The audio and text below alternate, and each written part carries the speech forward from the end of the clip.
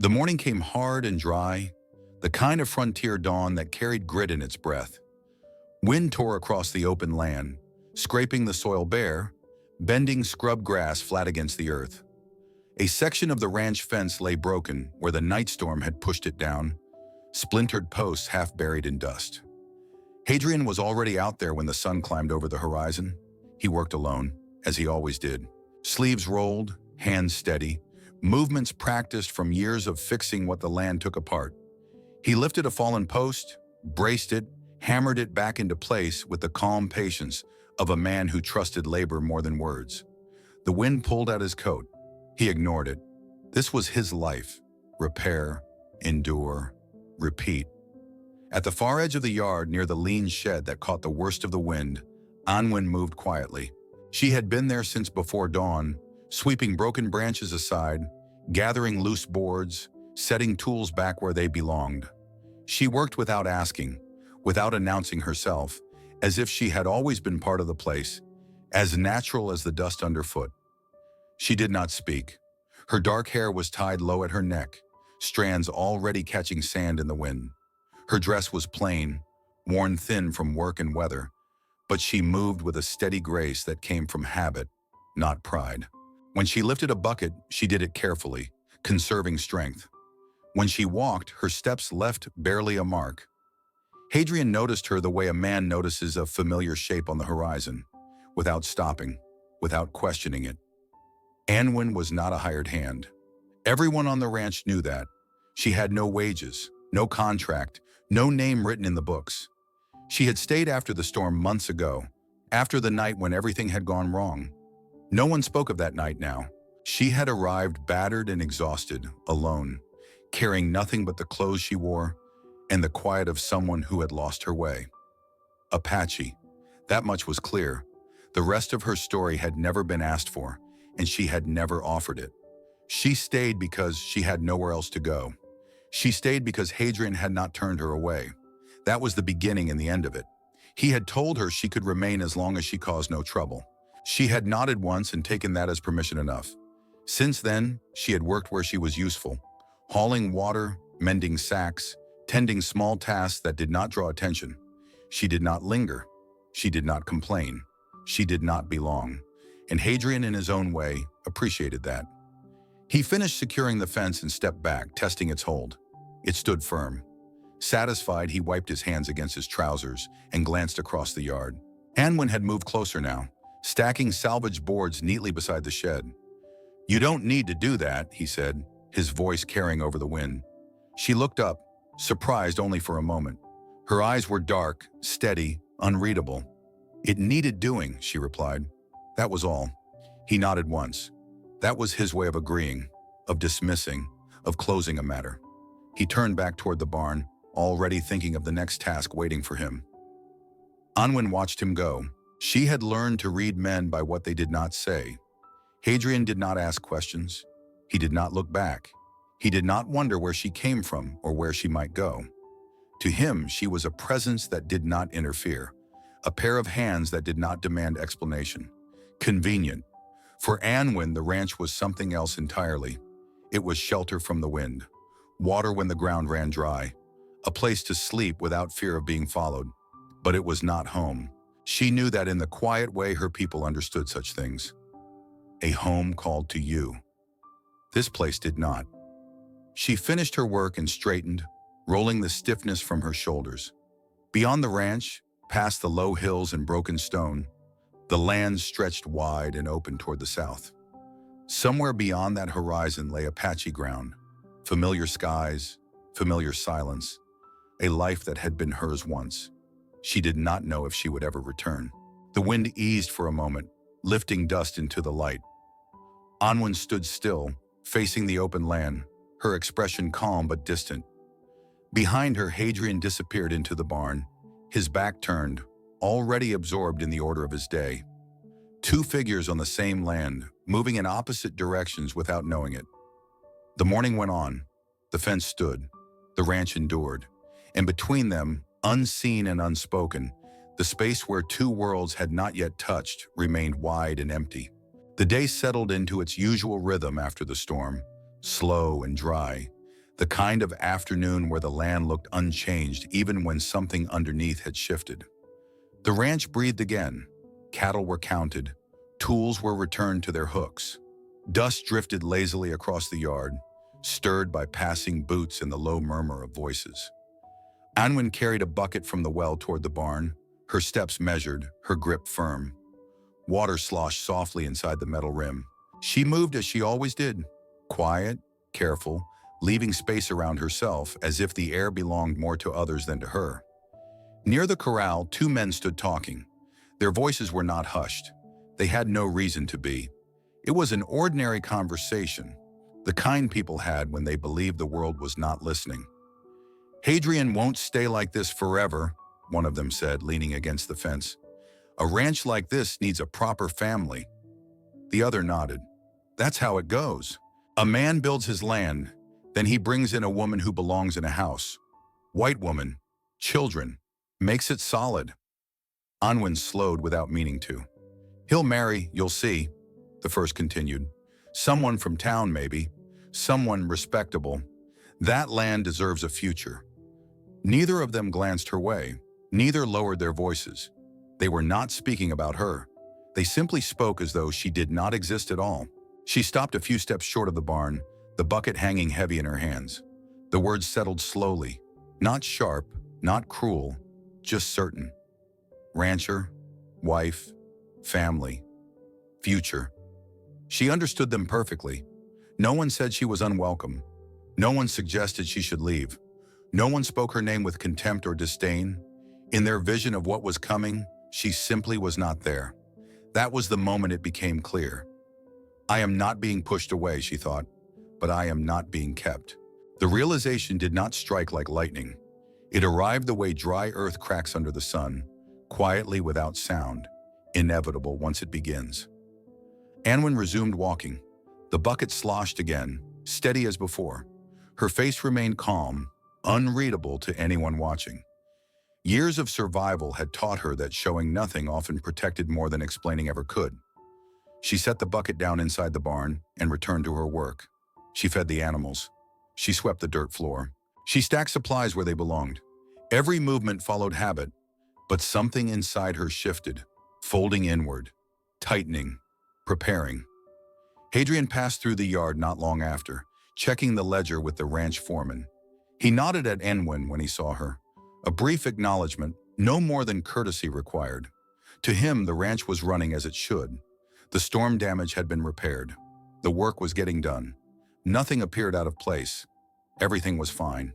Anwen watched him from the corner of her eye as he walked away. His shoulders were broad, his stride steady, a man who trusted what he could see and measure. He did not know what had been spoken. He did not know what she had heard. And because nothing had changed outwardly, he believed nothing had changed at all. That evening, as the sun dipped low and the heat bled out of the land, Anwen walked alone to the well. It stood just beyond the main yard, a simple stone ring worn smooth by years of hands drawing water. Life gathered there. Without it, the ranch would fail. She set the bucket down and rested her palms on the stone edge, feeling its coolness against her skin. The wind carried distant sounds, voices from the house, the low call of cattle, the creak of wood settling after heat. She looked south toward the open land. In her mind, she saw other wells, other fires, other mornings where no one questioned whether she belonged. She thought of names spoken with meaning, of futures that included her without explanation. Here she was useful. Here she was tolerated. Here she was unseen in the shape of what was to come. Anwen lowered the bucket into the well and listened as it filled. The sound echoed hollow and deep. When she pulled it back up, water spilled over the rim, darkening the dirt at her feet. She did not wipe the spill away. No one asked her how long she planned to stay. No one asked if she wanted to be part of what was being imagined. The future was being built without her, plank by plank, word by word, while she stood quietly beside the source of life itself. She straightened, lifting the bucket with practiced ease. Her face held no anger, no sorrow that could be easily named. Only clarity. The ranch would move forward. Hadrian would one day choose what fit the shape of his life. And she, Anwen, would not wait to be forgotten. As she turned back toward the fading light, The well stood behind her, full, steady, essential. And still, no one asked her if she wished to stay. The change did not arrive all at once. It crept in the way dust settles after a long day, slow, unnoticed, until the air feels heavier than it should. Anwin still worked. That was the first thing Hadrian told himself when the thought crossed his mind. She still carried water from the well, still tended the animals, still mended what tore and cleaned what broke. If someone were to ask, he would have said nothing had changed at all, but she appeared less. Where she once moved through the yard at first light, she now finished her tasks earlier, retreating before the heat climbed. Where she used to linger near the barn when Hadrian returned from the fields, she was gone by then, her tools already set aside, her work completed without witness. She spoke only when spoken to, and even then briefly. Yes, it's done. It can wait. No questions, no small observations, no waiting. Anwin no longer watched the road when the sun dipped low. She no longer paused at dusk, listening for the sound of boots or the creak of the gate. When evening came, she ate alone, or not at all, and kept to the edges of the ranch as if preparing herself to leave without anyone noticing the exact moment she did. Yet her hands never faltered. She worked with the same care as before, the same quiet efficiency, but something had drained from the work itself. The warmth was gone. The small, unspoken offering she once gave, her presence, her attention, her steady patience, had folded inward, stored away like something precious she no longer spent freely. Anwin was not angry. She was finished hoping. For Hadrian, the discomfort came without explanation. The ranch continued to function. The animals were fed. The fences stood. Supplies were stocked. Everything followed its proper order. And still, something felt wrong. He noticed it first in small ways. The yard felt emptier at dawn. The barn echoed longer than it used to. Even the sound of water being drawn from the well seemed distant, as if the land itself were holding its breath. He caught himself looking for her without meaning to. Near the shed, by the trough, at the edge of the field where the ground sloped downward. Each time he found only space. When he did see her, she did not meet his eyes as often. Not out of fear, not out of defiance, simply because she no longer needed to. "You finished already?" he asked one afternoon, glancing at the stacked tools. "Yes." That was all. The word should have satisfied him. It always had before. But now it lingered in his chest, heavy, unresolved. He stood there longer than necessary, watching her walk away, her steps quiet, unhurried, already elsewhere. The feeling irritated him. Hadrian was not a man accustomed to confusion. Land answered to work. Problems yielded to effort. Silence had always been a companion he understood. He chose it. He lived comfortably inside it. But this silence was different. It pressed instead of settling. It followed him from room to room. It waited at the edges of his thoughts when he sat down at the table or checked the books at night. He told himself it was nothing. Still, the unease remained. Anwin felt the days closing in, not with dread, but with clarity. She began to separate herself from the ranch in ways no one else could see. She used fewer supplies, left less behind. She memorized the paths beyond the property, the way the land opened toward the south, the places where one could disappear without being followed. She did not announce any of it. Leaving for her was not an act of drama. It was an act of respect for herself. The evening came dry and windless, the sky turning a dull copper as the sun fell. Supper was prepared in the house, simple and quiet. The table was set as usual. Only one plate was filled. Hadrian sat down without thinking, his movements automatic. He took a bite, then another. Halfway through the meal he paused, fork suspended in his hand. The room was too still. No soft footsteps, no faint movement beyond the doorway. No presence lingering just outside the light. The silence stretched, wide and unbroken. And for the first time, it did not feel like peace. It felt like absence. He set the fork down slowly and leaned back in his chair. The house seemed larger now, its walls farther apart, its quiet no longer familiar. He listened, waiting for a sound that did not come. Across the yard, unseen in the deepening dusk, Anwin sat alone, facing the open land. The day's work was finished. Her hands rested calmly in her lap. She did not look toward the house. Between them, the distance had not grown loud. It had simply become real. And for Hadrian, sitting alone at his table, that realization settled in his chest with an unfamiliar weight. The understanding that silence, once chosen, could still be lost. Anwen made her decision without ceremony. There was no single moment that pushed her over the edge. No argument, no raised voice, no door slammed in anger. The choice formed the way dawn forms on the frontier, slow, inevitable, impossible to stop once it begins. She rose before the sun. The ranch lay quiet, wrapped in that thin hour between night and morning when even the wind seemed to hesitate. The ground still held the night's cold. A pale line of light rested low on the horizon, barely touching the land. Anwen moved through the small room she slept in, gathering what little belonged to her. There was no trunk, no bundle of keepsakes. She had never allowed herself that much weight. She folded a single worn blanket. She took a small pouch of dried herbs she carried everywhere. Sage, cedar, things her hands remembered even when her mind tried to forget. She wrapped a narrow strip of beaded leather around her wrist, faded now, its color softened by time and dust. It had belonged to her people. It was enough. Everything else stayed. She did not leave a note. Anwen had learned long ago that explanations were often a kind of pleading. She was not asking to be understood. She was choosing herself. Outside, the ranch stood as it always had. Fences lined the yard. The barn loomed dark and steady. The well waited, silent, its stone rim cool beneath her fingers when she passed. She paused there only a moment, resting her palm on the edge as if acknowledging something that had sustained her without ever claiming her. Then she walked on. Her steps were quiet, but they left marks in the soft dirt. Clear prints pointed toward the open land beyond the ranch boundaries, toward the south, toward the long stretch of country where no one expected her to fit into a future that did not include her. For the Apache, leaving was not shame. Leaving was dignity. It meant recognizing when a place no longer called your name. It meant walking away before you were diminished by waiting. It meant understanding that being allowed to stay was not the same as being chosen.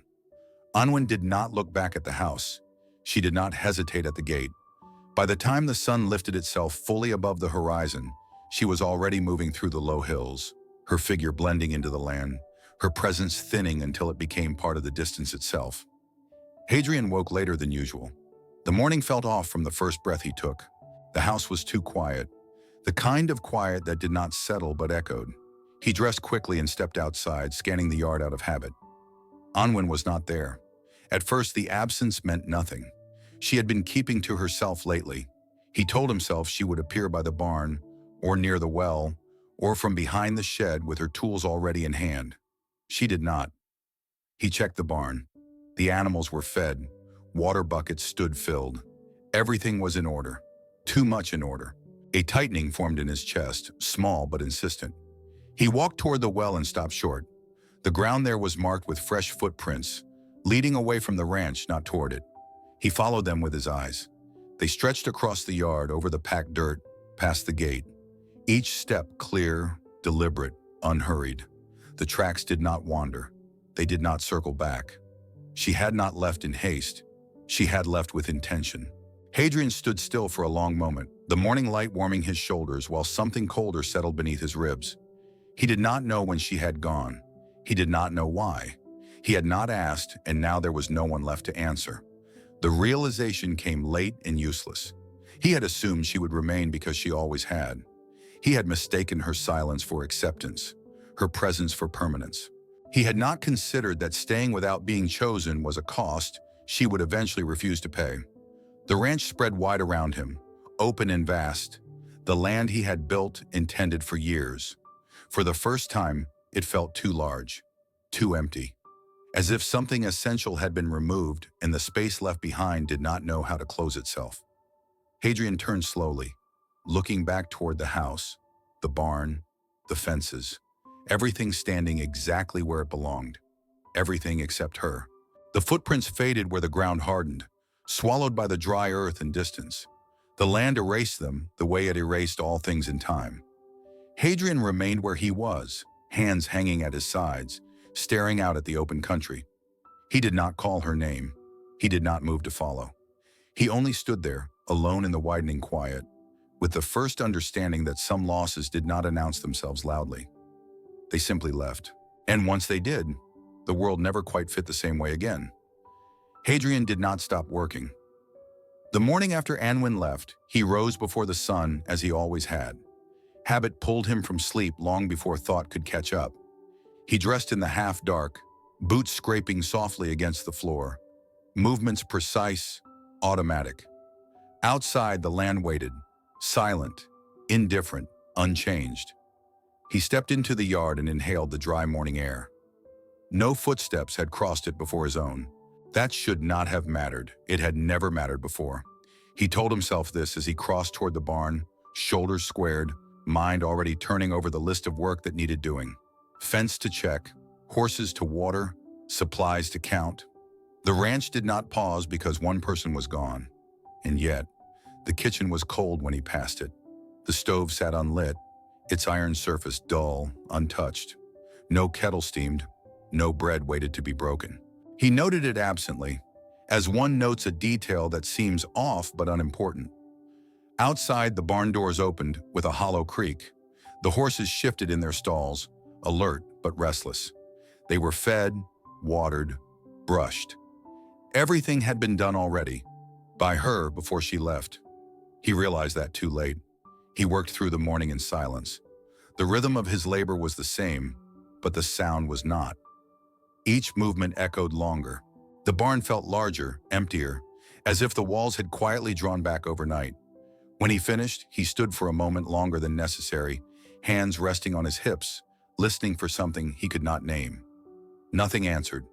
For the first time in years, Hadrian noticed he was the first one awake. There had always been signs of her before. Tracks near the well, the faint sound of water being drawn, the soft rustle of movement at the edge of the yard. He had never paid them much mind.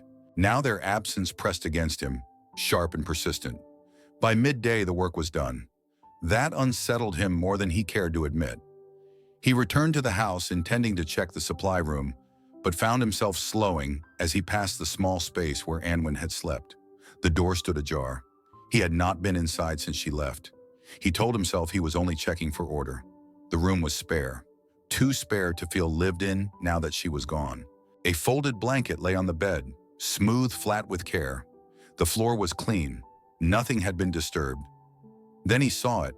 A narrow scarf lay draped over the back of a chair, its fabric worn thin and faded by sun and time. Apache beadwork edged the cloth, simple, uneven, made by hand.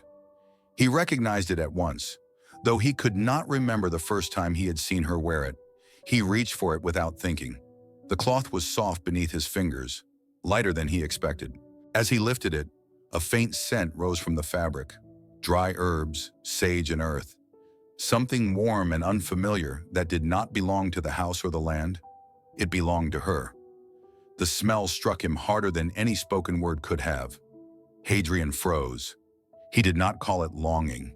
He did not call it loss. He simply stood there, the scarf held loosely in his hand, with the quiet, undeniable certainty that something essential had been removed from its place. Everything is wrong, he thought. Not broken, just wrong. He lowered himself into the chair, still holding the cloth, his gaze unfocused. The house creaked around him, settling as it always did. But now the sound carried no comfort. The silence was no longer a companion. It was a space where something should have been. He rose abruptly and set the scarf back where he had found it, as though touching it too long might reveal something he was not ready to face. The afternoon stretched on. He checked the fences again, though they did not need it. He counted supplies twice. He walked the perimeter of the land without purpose, boots kicking dust where her footprints had already faded beyond recognition. Nothing eased the feeling. As evening fell, he returned to the house and prepared a simple meal. One plate, one cup. He ate standing, barely tasting the food, the quiet thick around him. The chair across from him remained empty. When he finished, he did not sit.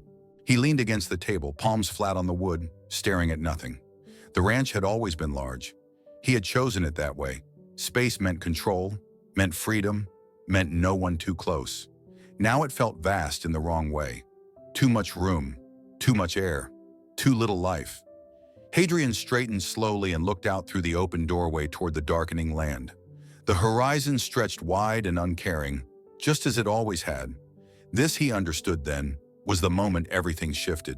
Not because she was gone, but because the ranch for the first time felt like a place that could be empty. And the thought unsettled him more than any storm ever had. Hadrian did not announce his decision. There was no speech to the ranch hands, no careful explanation written into the ledger. He simply rose before dawn, saddled his horse, and closed the gate behind him with a hand that lingered a second longer than necessary on the worn wood. The ranch stood quiet in the early light. He told himself he was only going to see where she had gone. He told himself it was practical, better to know than to wonder.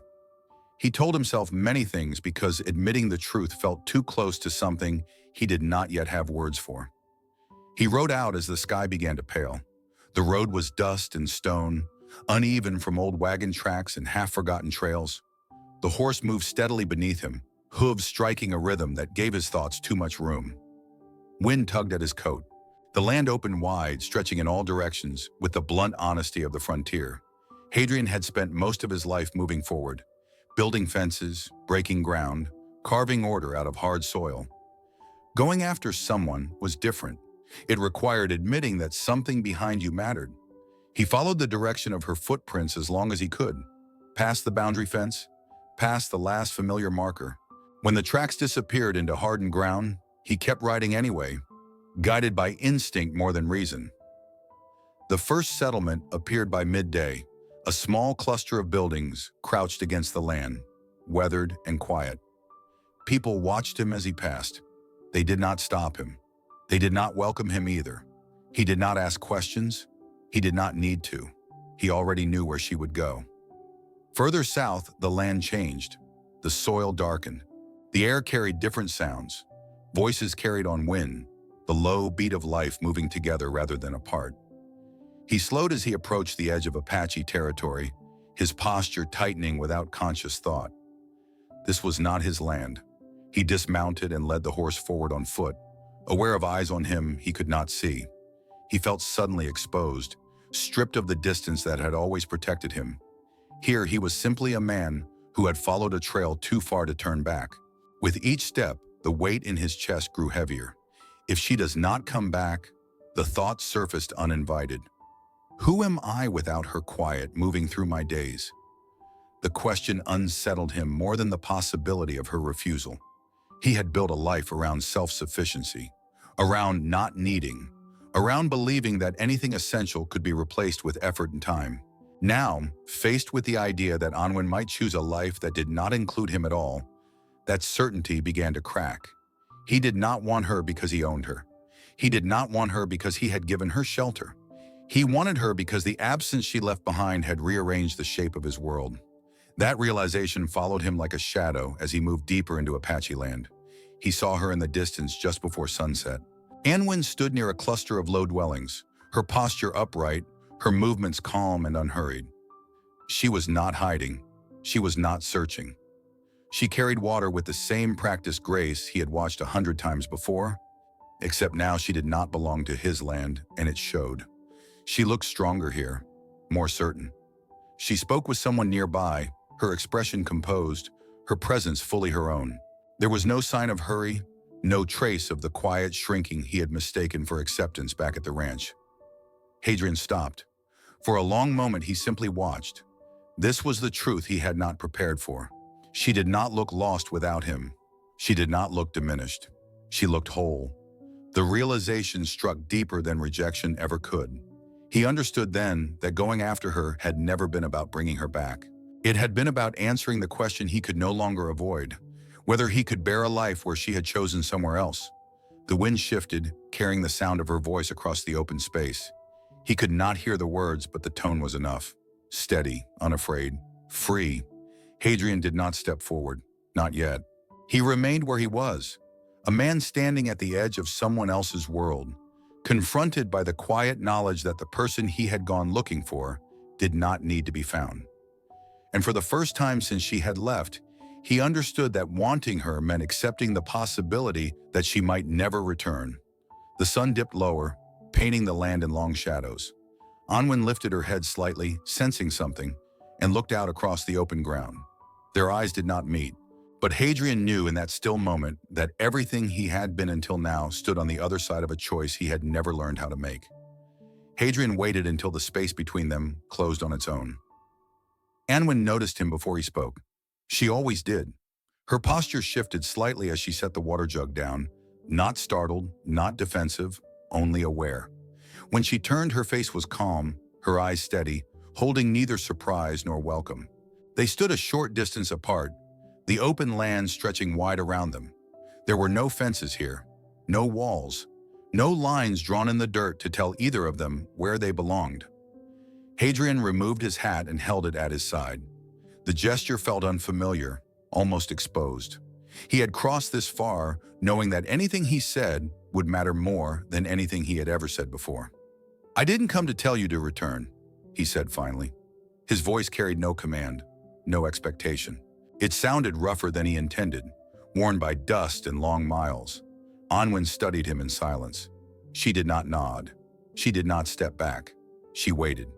"I didn't come because I had a right," he continued, "and I didn't come because I gave you shelter." The words were plain, stripped of justification. Saying them felt like laying something down he had carried too long. "I came because the ranch doesn't sit right without you," he said.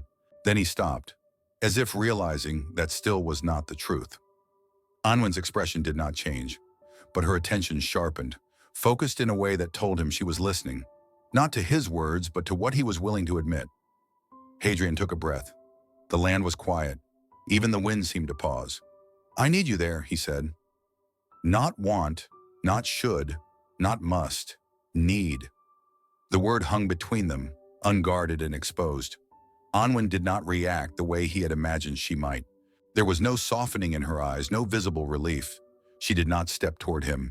She did not turn away either. She asked calmly, "Why?" The question was simple. It carried no accusation, but it demanded honesty. Hadrian looked down at the ground, then back at her. "Because when you left," he said slowly, "everything stayed the same, and none of it worked." He swallowed. "Because I mistook your silence for consent, and because I didn't choose you when I should have." Burkinum. The admission cost him more than the miles he had ridden. It left him standing open, unarmored, waiting for her judgment. Anwen crossed her arms loosely, not in defense, but in thought. For a long moment, she said nothing. "You did not lose control of the ranch," she said at last. "You lost certainty." "Yes. And you followed me because you could not bear the space I left behind." "Yes." She considered that. The people around them moved quietly, going about their lives. No one interfered. No one watched openly. This was not a spectacle. It was a reckoning. Anwen lifted her gaze fully to his. "I did not leave to be followed. I know. I did not leave so you would miss me. I know." Her voice remained steady. "I left because I will not stay where I am only permitted." The words were not sharp. They were clear, final. Hadrian nodded once. "I understand that now." She searched his face, looking for something that could not be faked. Perhaps she found enough to keep listening. "If I returned," she said, "it would not be as someone waiting to be replaced." "I wouldn't ask that," he replied immediately. "It would not be because I owe you. I wouldn't take you that way. And it would not be permanent unless I chose it to be." The conditions settled heavy between them. Hadrian did not hesitate. "Then it would be your choice," he said, "every day." That was the moment the balance shifted. For the first time, Anwen stood before a man who was not offering shelter, or tolerance, or convenience, but recognition, not ownership, not rescue, choice. She felt the weight of it, unfamiliar and dangerous in its own way. Trust did not come easily, hope even less so. Anwen turned her gaze toward the horizon, the land stretching wide and open in the fading light. She breathed in slowly, grounding herself in the present. When she looked back at him, her expression was unchanged, but something behind it had moved. "I will not answer you now," she said. Hadrian nodded. He did not ask her to hurry. He did not reach for her. He did not speak again. Anwen picked up the water jug and turned away, walking back toward her people. She did not look over her shoulder. Hadrian remained where he was, hat still in his hand, watching her go. Not with possession, not with certainty, but with the quiet understanding that for the first time, the decision did not belong to him. And he waited, knowing that whatever came next would be chosen, not granted. Anwen did not answer him that night. She returned to her people as the sky darkened, moving through familiar paths with steady steps. The firelight welcomed her without question. No one asked where she had been. No one asked why a white rancher stood at the edge of their land and then rode away without her. Among her people, explanations were not demanded when a woman carried her decisions quietly. She sat near the fire and listened. The crackle of burning wood, the low murmur of voices, the rhythm of life moving together. It steadied her, reminded her who she was beyond any place she had stayed out of necessity. Here she was not tolerated. She was known. That night she did not sleep much, not because of doubt, but because of clarity. By morning she understood the shape of her answer. Anwen rose with the sun and walked alone for a time, letting the cool air fill her lungs. She thought of the ranch, not as shelter, not as refuge, but as it had become in her absence. A place stripped bare of what she had given without being asked for. She thought of Hadrian standing without command in his voice, without claim in his eyes. He had not told her to return. He had asked. That difference mattered. When she returned to the camp, she packed as lightly as before, the same blanket, the same herbs, the beaded strip still warm against her skin. Nothing new was added because nothing needed to be. She did not say goodbye as if she were leaving forever. She left as someone who could come back again. Hadrian was waiting where he had promised himself not to expect her, near the boundary where the land began to change. His horse stood beside him, reins loose. When he saw her approaching alone, he did not move. Anwen stopped a few paces away. "I will return," she said. The words were simple, calm, unadorned. Hadrian felt his breath catch, just once. He did not step forward. He did not smile. He only nodded, accepting the weight of what she was truly saying. "Not as someone you allow to stay," she continued, "and not as someone waiting to be replaced." "I understand. I will work," she said. "I will share the land. I will speak when I choose to speak. And when I choose to leave, I will go without explanation." The conditions were not demands. They were boundaries. Hadrian did not hesitate. "Then the place will be yours while you're there," he said, "and it will remain so even if you walk away." That was the unspoken agreement made visible. They rode back together, not close, not apart. Two people moving in the same direction without leaning on each other. The land stretched wide ahead of them, familiar and altered all at once. When the ranch came into view, Anwen felt no tightening in her chest, no sense of shrinking herself to fit. She dismounted and stood still for a moment, letting the place reveal itself again. Nothing had changed. Everything had. Hadrian opened the gate and stepped aside. The gesture was small but deliberate. Anwen walked through first, her posture easy, her gaze level. She did not return to the edges of the ranch. She moved where she chose. In the days that followed, the rhythm shifted, not dramatically, not loudly. She worked as before, but now her presence carried weight. When she spoke, she was heard. When she chose silence, it was not mistaken for consent. Hadrian did not watch her to make sure she stayed. He watched to learn how to share space. There were no promises spoken, no future outlined. Only the understanding that what existed between them remained because both continued to choose it. Some mornings Anwen rose before him. Other mornings she did not. Sometimes she stayed near the house. Other times she walked the land alone, gone for hours without explanation, and Hadrian let her. He learned that freedom was not something granted once and secured forever. It was something honored repeatedly, even when it unsettled him. One evening, as the sun fell low and the land softened into shadow, they stood near the fence together, not touching, not distant, simply present. Anwen looked out across the open country, her face calm, certain. Hadrian watched the horizon beside her, aware of the fragile strength of the moment. She was there because she chose to be, and because of that, she was truly staying. For now, and for the first time, that was enough. The change did not announce itself. There was no clear morning when the ranch suddenly felt different, no single gesture that marked the turning.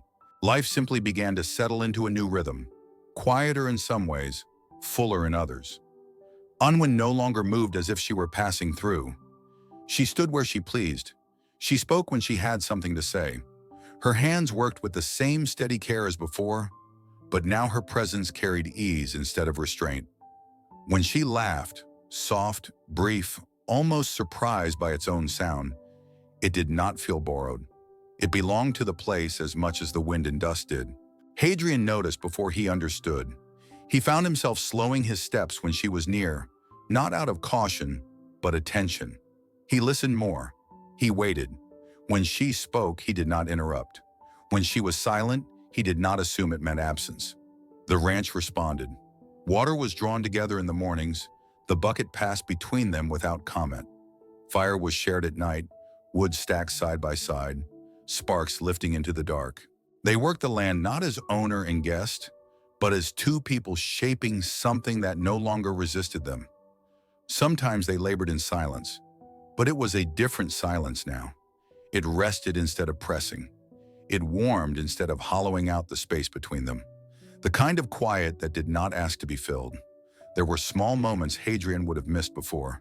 Unwin pausing to watch the sky before a change in weather. The way her hands lingered on the fence rail, feeling the grain of the wood.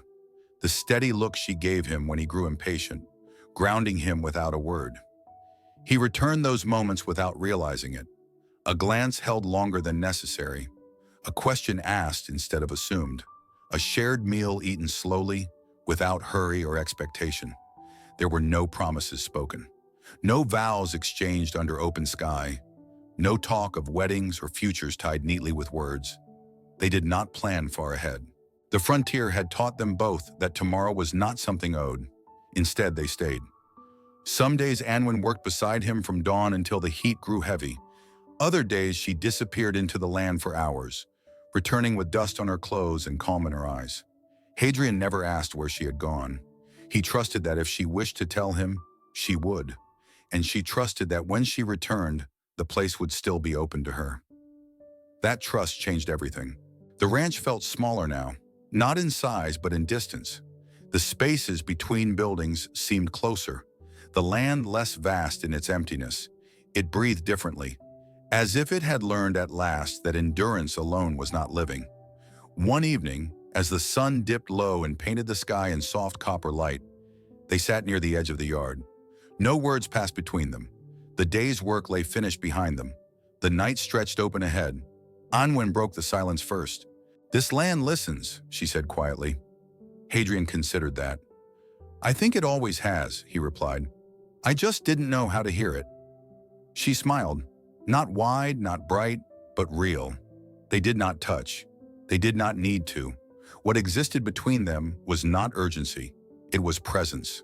A choice renewed without ceremony, held lightly enough to remain free. Hadrian no longer thought of the ranch as something he controlled. He thought of it as something he shared. And Anwen no longer saw it as a place she might be replaced.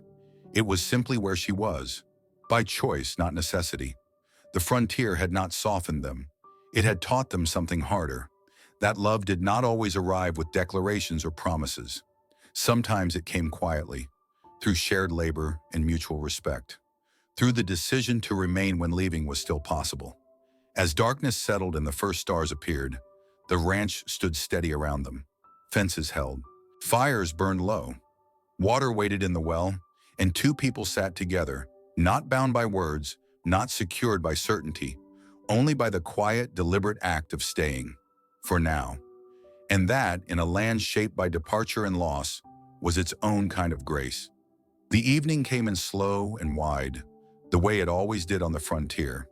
The sun sank low behind the hills, turning the land the color of old copper and dusted gold. Shadows stretched long across the yard, softening the edges of fences and buildings that had once felt sharp and unforgiving. The wind moved gently now, no longer demanding, only passing through. Anwin and Hadrian sat on the porch of the ranch house. They did not touch. They did not need to.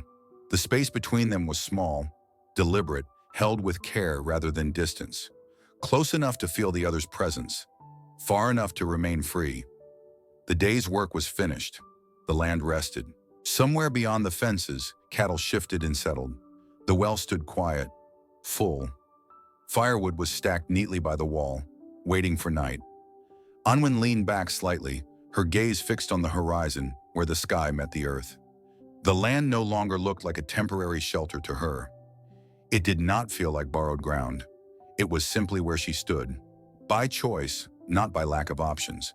She was not an Apache woman staying because she had nowhere else to go. She was an Apache woman who stayed because she wanted to. Hadrian watched the light fade without the old tension tightening his chest. He no longer counted the hours by productivity alone. He no longer measured his worth by how tightly he held everything together. The ranch no longer felt like something that would fall apart the moment he loosened his grip. He had learned that control was not the same as strength. Sometimes strength was stepping back and letting another person stand beside you without being claimed. They sat in silence, but it was a living silence now, one that breathed, one that held memory without fear, the kind of quiet that did not demand resolution. Anwen shifted, resting her forearms on her knees. "The land feels different at this hour," she said softly. Hadrian nodded. "It always did," he replied. "I just didn't slow down enough to notice." "Burnham," she smiled at that. Not wide, not dramatic, just enough to mark the truth in it. The sky deepened into shades of blue and amber. The first star appeared, faint but steady.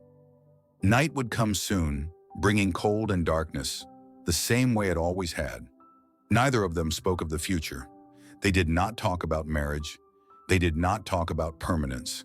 There were no promises shaped to survive tomorrow at all costs. What they had chosen was simpler and harder. They chose to remain present. Anwen did not stay because she was needed. She stayed because she was seen, because her leaving was possible, and her staying was still asked for. Not once, but every day in the way space was made for her. Hadrian did not keep her by obligation or fear. He did not believe that love meant possession or certainty.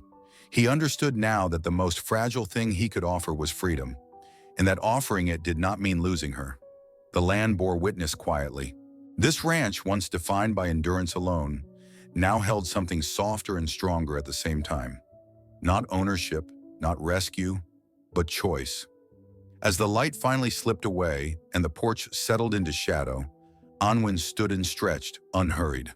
Hadrian remained seated a moment longer, watching the horizon one last time before night took it. They did not say goodnight like people closing a chapter. They rose like people continuing one. And somewhere between the well, the fences, and the open land beyond, the story came to rest. Not with certainty, but with peace. Because staying means nothing when leaving is impossible. But staying when you could walk away at any moment, that is where meaning lives. So if you were her, would you stay or would you leave just to make sure the choice was still yours?